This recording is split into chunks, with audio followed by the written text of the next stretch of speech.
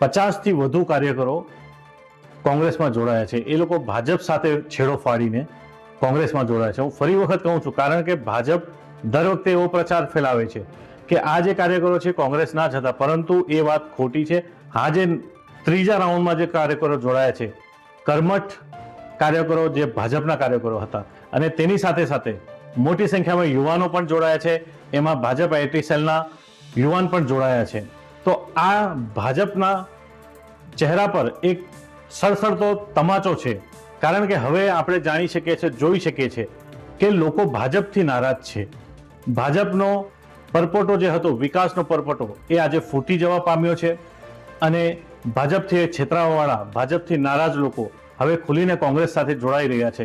તો આના પરથી આપણે જોઈ શકીએ છીએ કે હવે આવનારી જિલ્લા પંચાયત હોય કે સમગ્ર તાલુકા પંચાયતો, વઘઈ તાલુકા પંચાયત, આહવા તાલુકા પંચાયત અને સુબીર તાલુકા પંચાયત હવે કોંગ્રેસ સર કરવા જઈ રહી છે.